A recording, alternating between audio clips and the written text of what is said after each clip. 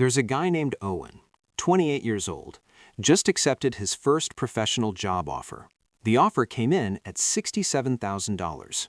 Owen was hoping for $72,000. He had researched the market rate. He knew his number was reasonable. He spent 45 minutes drafting a counteroffer email, then deleted it, accepted the $67,000, and told himself he would make up the difference at his next review. His manager, who had budget authority up to $74,000 for the role, was privately relieved the conversation never happened. Owen started work that Monday. He is now 4 years into the job. He received a 3% raise each year, applied to the $67,000 base. His current salary is $75,400. If he had negotiated to $72,000 at higher and received identical 3% annual raises, his current salary would be $81,000. The gap has grown from $5,000 to $5,600 annually without either party doing anything differently. Owen has left approximately $21,000 in cumulative earnings on the table in 4 years. He has not thought about the deleted email since the week he started. Here is what Owen has also not thought about. The 3% raises he received for 4 years were calculated as a percentage of his base. The base was set the day he deleted that email. Every raise, every bonus calculated as a percentage of salary, every 401k employer match calculated as a percentage of compensation, the entire financial architecture of his employment relationship was built on a foundation set in one conversation he chose not to have. The gap does not stay at $5,000. It compounds forward, raise by raise, for the entire length of his career. Run it to retirement, and the deleted email cost Owen something closer to $1 million. Not because the job was extraordinary, because base salary is the seed number from which everything else in employment compensation grows, and Owen planted a smaller seed than he was allowed to. Here is what I want to walk through today. Salary negotiation is treated in popular culture as a personality trait, something aggressive people do, something confident people are comfortable with, something that feels awkward for the majority who are raised to be grateful for offers rather than to negotiate them. It is not a personality trait. It is a mathematical event with a specific, calculable 30-year consequence. I'm going to show you the compounding arithmetic of the starting salary gap. I'm going to show you why the discomfort around negotiation is not accidental. It serves a specific institutional interest. And I'm going to give you the 3-part framework that converts a conversation most people avoid into the highest return financial action available to them at any career transition. Start with the compounding math that makes the starting salary the most leveraged financial decision most workers ever make. Owen's $5,000 gap. Year 1, the gap is $5,000. With 3% annual raises applied to both salaries, the gap does not stay at $5,000. It grows by 3% annually alongside the raises themselves. $5,150 in year 2, $5,305 in year 3, compounding forward. Over a 30-year career, the cumulative earnings difference from a single $5,000 starting salary negotiation, assuming identical raise percentages applied to different bases, is approximately $230,000 in gross income. That is the earnings gap alone. Now add the 401k employer match calculated as a percentage of compensation. If Owen's employer matches 4% of salary, the match on $67,000 is $2,680 annually. The match on $72,000 is $2,880. The difference is $200 per year in employer contributions, compounded at 7% over 30 years, approximately $20,000 in additional retirement wealth from the employer match differential alone. Add the Social Security calculation, which is based on lifetime earnings history. Higher lifetime earnings produce higher benefits. Add performance bonuses, typically calculated as a percentage of base. Add the fact that every future employer Owen negotiates with will likely ask for or research his current compensation, using it as an anchor for the new offer. The $5,000 gap Owen accepted at 28 does not live only in his first job. It travels with him, anchoring every subsequent negotiation, compounding its effect across the full arc of his career. Total lifetime wealth impact of the deleted email across earnings, match, retirement compounding, and downstream anchoring effects, conservatively $800,000 to $1,200,000, depending on career trajectory and investment behavior. Owen deleted a 45-minute email and made a 7-figure financial decision.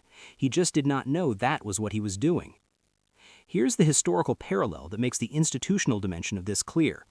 In the early 20th century, company payroll systems were deliberately opaque.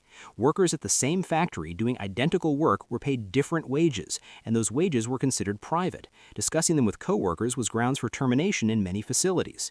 The opacity was not incidental. It was policy, enforced because wage transparency would have immediately revealed the differential pay structures that allowed management to underpay newer, less experienced, or less assertive workers relative to peers doing equivalent work.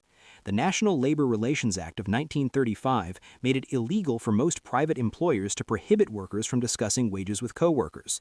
Most workers do not know this, and more relevantly, most workers behave as though the prohibition still exists, treating a compensation as private, never benchmarking against market data, never using peer information to calibrate their negotiating position. The institutional interest in compensation opacity has outlasted the legal permission to enforce it, sustained entirely by the social norm that discussing salary is impolite. That norm is worth billions of dollars annually to employers who benefit from offers being accepted without negotiation, and it costs individual workers with compounding precision across every year of their career. Here is why the negotiation conversation feels so threatening that most people delete the email, accept the offer, and rationalize the decision as gratitude or humility. It is called loss aversion, and it operates asymmetrically in employment conversations. The potential loss, the offer being rescinded, the employer becoming hostile, the relationship starting badly, is vivid, immediate, and emotionally present. The potential gain, the $5,000, its compounded 30-year consequence, is abstract, future, and emotionally inert. A brain doing real-time risk assessment in the moment of deciding whether to send the counteroffer weighs a concrete social risk against an invisible financial opportunity and concludes the social risk is the larger threat. This conclusion is almost always empirically wrong. A 2021 study found that fewer than 3% of negotiated job offers are rescinded due to the negotiation itself. The feared outcome, the offer disappearing because you asked for more, virtually never happens. The actual outcome of not negotiating, the compounded salary gap, happens with certainty every pay period for the length of the career. The brain misprices the risk catastrophically in the direction that serves the employer and costs the employee. Understanding that the fear is disproportionate does not eliminate it, but it changes the decision calculus when you can see the actual probability distribution written down. So, what does Owen actually do? 3 decisions. Decision 1. Establish your market rate number before any compensation conversation using verifiable external data and treat that number as the floor of any negotiation rather than the ceiling of your aspiration. The resources for this are specific and current. Levels.fyi for technology roles, Bureau of Labor Statistics occupational employment data for broad industry benchmarks, LinkedIn Salary, Glassdoor, and PayScale for role and geography-specific ranges, professional association salary surveys and specialized fields. The number you arrive at through this research is not what you want. It is what the market pays for your skills, experience, and geography. Anchoring a negotiation to market data is structurally different from asking for more because you want more. One is a verifiable claim about the external labor market, the other is a preference. Employers can negotiate with preferences. It is substantially harder to negotiate against a documented market rate. Owen should have walked into that conversation knowing the market range for his role, his geography, and his experience level, and his counteroffer should have cited that range explicitly. Based on market data for this role in this geography, I was expecting something closer to $72,000 to $75,000. That framing converts the conversation from a personal ask to a market calibration discussion, which is the conversation employers have internally before making every offer. Decision 2. Negotiate at every job change, not just the first offer. This is where most people who do eventually learn to negotiate still leave the majority of their lifetime earnings gap unclosed. They negotiate the starting offer, then accept annual raises passively for years without benchmarking against what the external market would pay them today. The most powerful salary negotiation in most careers is not the starting offer. It is the moment of maximum external leverage, when another company has made an offer, or when you are being recruited and can demonstrate current market demand for your skills. At that moment, your negotiating position is the strongest it will ever be within an employment relationship, because you have external price discovery that is current, specific, and backed by a competing institution's willingness to pay.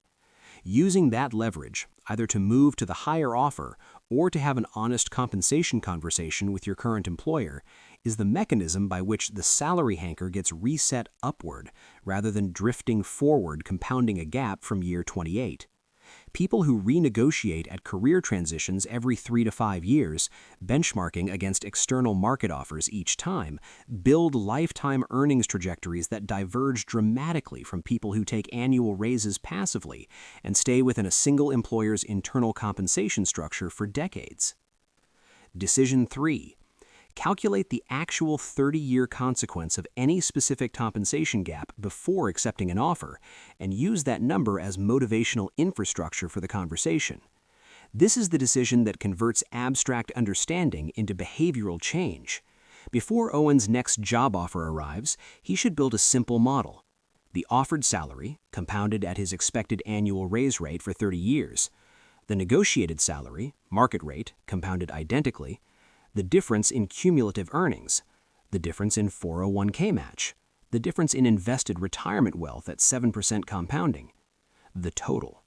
When Owen sees that the conversation he is avoiding is worth $800,000 over his career, the 45 minutes required to draft a professional counteroffer acquires a dollar per hour value that no other use of those 45 minutes can approach.